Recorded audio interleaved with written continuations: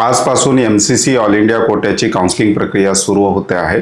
कोणत्या विद्यार्थ्यांनी MCC counselling प्रक्रियेमध्ये भाग घ्यावा, त्याचबरोबर MCC काउन्सिलिंग केल्यानंतर विद्यार्थ्यांना चांगलं कॉलेज मिळू शकतं का, मागच्या वर्षीचा डाटा काय सांगतो की MCC ऑल इंडिया कोट्यामध्ये कॉलेज मिळालेल्या विद्यार्थ्याची रँक, त्याचबरोबर त्याच विद्यार्थ्याला स्टेट कोट्यामध्ये कोणतं कॉलेज मिळालेलं आहे याविषयी डिटेल एक्सप्लेनेशन आपण आजच्या व्हिडिओमध्ये पाहणार आहोत.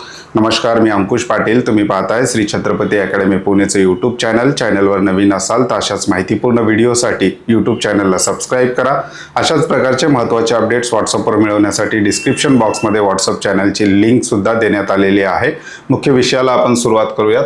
MCC ऑल इंडिया चांगले MBBS कॉलेज मिळेल का, याचं उत्तर शोधण्याचा आपण प्रयत्न करणार आहोत. प्रामुख्याने MCC मधून कोणकोणत्या सीट भरल्या जातात ते आपण थोडक्यात पाहूया की MCCच्या काउन्सिलिंग प्रक्रियेमध्ये जर विचार केला तर साधारणतः 3 प्रकारच्या कॉलेजच्या सीट भरल्या जातात. संपूर्ण देशभरातील जेवढे गव्हर्नमेंट MBBS BDS कॉलेजेस आहेत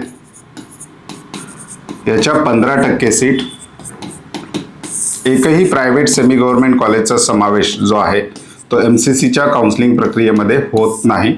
दुसरा आहे सेंट्रल युनिव्हर्सिटी ज्या आहेत ज्याच्यामध्ये AIIMS, JIPMER, arm force medical college, त्याचबरोबर BHU, AMU चा समावेश होतो, सेंट्रल युनिव्हर्सिटीज. आणि तिसरा आहे डीम्ड युनिव्हर्सिटी. आजच्या व्हिडिओमध्ये आपण बघणार आहोत की ज्या विद्यार्थ्याला चांगले मार्क्स आहेत, गव्हर्नमेंट कॉलेज मिळू शकतं, अशा विद्यार्थ्यांना MCC काउन्सिलिंग करण्याची आवश्यकता आहे का?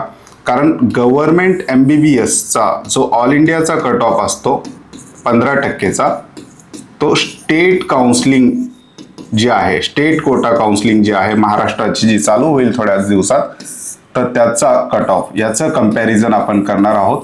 MCC काउन्सिलिंग प्रक्रिया प्रामुख्याने 2 प्रकारच्या विद्यार्थ्यांसाठी महत्त्वाचे आहेत. असे विद्यार्थी ज्यांना एम्स मिळवण्यासारखे मार्क्स आलेले आहेत, ज्यांना एम्स सहज मिळू शकतं, अशा विद्यार्थ्यांनी MCCची काउन्सिलिंग प्रक्रिया केली तरी हरकत नाही. किंवा असे विद्यार्थी ज्यांना कमी मार्क्स आहेत आणि त्यांचं बजेट चांगलं आहे, साधारणतः 18 लाख ते 30 लाखाच्या दरम्यान डीम युनिव्हर्सिटीच्या ज्या फीस आहेत ह्या पे करू शकतात, अशा विद्यार्थ्यांसाठी MCCची काउन्सिलिंग प्रक्रिया महत्त्वाची आहे. परंतु ज्या विद्यार्थ्यांना गव्हर्नमेंट MBBS कॉलेज मिळवायचं आहे आणि त्यांना गव्हर्नमेंट MBBS एवढा स्कोर आलेला आहे ऑल इंडिया रँकनुसार, तरी अशा विद्यार्थ्यांसाठी MCC काउन्सिलिंग प्रक्रिया तितकी महत्त्वाची नाही. जर तुम्हाला 15% ऑल इंडिया कोट्यातून एखादं गव्हर्नमेंट MBBS कॉलेज मिळत असेल तर त्याच्यापेक्षा चांगलं कॉलेज तुम्हाला महाराष्ट्र स्टेट कोट्याच्या काउन्सिलिंग प्रक्रियेमधून त्या ठिकाणी मिळत असतं. परंतु जर तुम्ही एखाद्या राज्यातलं गव्हर्नमेंट कॉलेज टार्गेटच केलं असेल, बाहेरच्या राज्यातलं, तिथे जाऊन ॲडमिशन घ्यायचं असेल तर केलं तरी हरकत नाही. परंतु साधारणतः मागच्या 5-6 वर्षाचा असाच ट्रेंड राहिलेला आहे की स्टेट कोट्यापेक्षा MCC काउन्सिलिंग प्रक्रियेमधले जे काही गव्हर्नमेंट MBBS कॉलेज आहे त्याचं जे काही मेरिट आहे ते 25 ते 35 मार्कांनी हायर साईडलाच राहिलेलं आहे. गव्हर्नमेंट 15% MCC काउन्सिलिंग प्रक्रियेमध्ये जे कॉलेज मिळतं त्याच्यापेक्षा चांगलं कॉलेज त्या विद्यार्थ्याला स्टेट कोट्यामध्ये सुद्धा मिळालेला आहे. तो सुद्धा डाटा पाहणार आहोत. तत्पूर्वी श्री छत्रपती अकॅडमी पुणेच्या ऑफलाईन पेड काउन्सिलिंगचे ॲडमिशन जे आहेत ते क्लोज झालेले आहेत.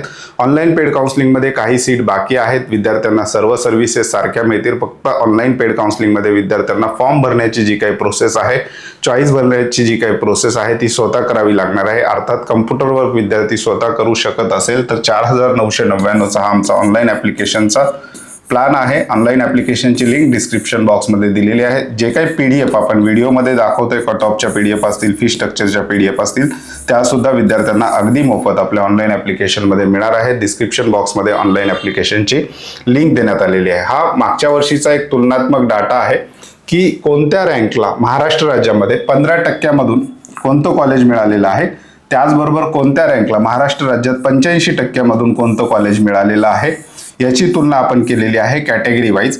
आपण जर सगळ्यात शेवटचं कॉलेज बघितलं, हा जो काही चार्ट आहे तो तुम्हाला ऑनलाईन ॲप्लिकेशनमध्ये किंवा आपल्या पेड ग्रुपमध्ये विद्यार्थ्यांना अवेलेबल होईल. आपण फक्त गव्हर्नमेंट कॉलेजचा MBBSचं या ठिकाणी डिस्कस करतो आहोत.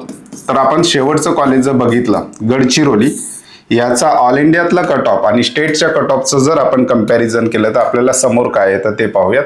SC कॅटेगरीसाठी गडचिरोली जी आहे ऑल इंडिया कोट्यातून जी रँक होती विद्यार्थ्याची 99,295 रँकला मिळालेला आहे. परंतु 85% स्टेट कोट्यामध्ये तेच कॉलेज विद्यार्थ्याला 1,52,122 मार्क्सला मिळालेला आहे. त्यामुळं स्टेट कोट्यामध्ये जी आहे कट ऑफ जो आहे साधारणतः 25 ते 30 मार्कांनी या ठिकाणी कमी असतो. हीच गोष्ट याच्यातून आपल्याला सिद्ध होताना पाहायला मिळते. ऑल इंडिया कोट्याचा जो काही कट ऑफ आहे तो नेहमी हायर साईडला असतो. ST कॅटेगरी 1,26,069 रँकला एसटी कॅटेगरीला गडचिरोली मिळालंय. तेच स्टेट कोट्यामध्ये जर बघितलं तर 3,33,988 या रँकला महाराष्ट्र स्टेट कोट्यामध्ये त्या विद्यार्थ्याला गडचिरोलीचं MBBS कॉलेज मिळालेलं आहे. ओबीसीचा जर विचार केला तर ओबीसीचा 19,118 या रँकला ऑल इंडिया कोट्यातून कॉलेज मिळालेलं आहे गडचिरोलीचं. आणि स्टेट कोट्यामध्ये जर आपण विचार केला तर 46,469 या रँकला मिळालेला आहे. EWSचा जर आपण विचार केला तर गडचिरोलीचं कॉलेज ऑल इंडिया कोट्यातून 15% जर आपण विचार केला तर 19,150 या रँकला मिळालेलं आहे. तेच कॉलेज स्टेट कोट्यामध्ये विद्यार्थ्याला 67,160 या रँकला मिळालेला आहे. ओपन कॅटेगरीचा जर आपण विचार केला तर ओपन कॅटेगरीला गडचिरोली गव्हर्नमेंट MBBS कॉलेज 18,342 रँकला मिळालेलं होतं आणि तेच कॉलेज 85% स्टेट कोट्यामध्ये 42,429 या रँकला मिळालेलं आहे. याचाच अर्थ असा होतो की स्टेट कोट्याचं जे काही मेरिट आहे ते ऑल इंडिया कोट्यापेक्षा खूप कमी असतं. साधारणतः 25 ते 35 मार्काचा त्या ठिकाणी डिफरन्स असतो. त्यामुळे ज्या विद्यार्थ्यांना गव्हर्नमेंट MBBS कॉलेज मिळण्याची शक्यता स्टेटमध्येच आहे अशा विद्यार्थ्यांनी ऑल इंडिया कोटा काउन्सिलिंग केली नाही तरी चालेल, कारण ऑल इंडियाचं मेरिट हे नेहमी हायर साईडला असतं. ऑल इंडियामधून तुम्हाला एखादं कॉलेज मिळत असेल तर त्याच्यापेक्षा कितीतरी चांगलं कॉलेज तुम्हाला स्टेट कोट्यामधून त्या ठिकाणी मिळत असतं. पार्टिसिपेट करायचं असेल तर विद्यार्थी करू शकतो, हा विद्यार्थ्याचा चॉईस आहे. परंतु ऑल इंडिया 15% गव्हर्नमेंटचं जे मेरिट आहे ते हायर साईडलाच त्या ठिकाणी असतं. ऑल इंडिया कोटा काउन्सिलिंग 2 प्रकारच्या विद्यार्थ्यांसाठी अतिशय महत्त्वाचे आहे. जसं मी अगोदर सांगितलेलं आहे, ज्यांना सेंट्रल युनिव्हर्सिटीज मिळू शकतात, एम्स किंवा जिपमर मिळवणे इतपत विद्यार्थ्यांचे मार्क्स आहेत. त्याचबरोबर ज्या विद्यार्थ्यांना कमी मार्क्स आहेत आणि बजेट चांगलं आहे डीम युनिव्हर्सिटीसाठी ते विद्यार्थी जाऊ शकतात. या 2 विद्यार्थ्यांनी आवर्जून करायचे आहे. परंतु स्टेट कोट्यामध्ये ज्यांना गव्हर्नमेंट MBBS मिळवायचं आहे आणि चांगली रँक आलेली आहे अशा विद्यार्थ्यांनी गव्हर्नमेंट 15% पेक्षा जास्त फोकस जो आहे तो स्टेट कोट्याच्या काउन्सिलिंग प्रक्रियेवर केला तरी हरकत नाही. विद्यार्थी भरू शकतात, कुठलंही बंधन विद्यार्थ्यांवर नाही. परंतु डाटा आपल्याला असं सांगतो की ऑल इंडिया कोट्याचं मेरिट जे आहे स्टेट कोट्यापेक्षा नेहमी खूप जास्त अधिक राहिलेलं आहे. तर याविषयी जे काही अपडेट येतील किंवा MCCच्या वेबसाईटवर जे काही अपडेट येतील ते सुद्धा आपण या YouTube चॅनल मार्फत विद्यार्थ्यांपर्यंत पोहोचवणार आहोत. हा जो काही डाटा आहे हा सुद्धा असाच्या असा तुम्हाला आपल्या ऑनलाईन ऍप्लिकेशनमध्ये फ्री बुकलेट या टॅबमध्ये मिळणार आहे. त्याचबरोबर ज्या विद्यार्थ्यांनी ऑफलाईन पेड काउन्सिलिंग जॉईन केलेले आहे अशा विद्यार्थ्यांच्या पेड व्हॉट्सअप ग्रुपमध्ये आपण हा डाटा त्या ठिकाणी शेअर करणार आहोत. तुर्तास आजच्या व्हिडिओमध्ये आपण इथेच थांबतोय. पुन्हा भेटूयात आणखी एका नव्या आणि माहितीपूर्ण व्हिडिओमध्ये. धन्यवाद.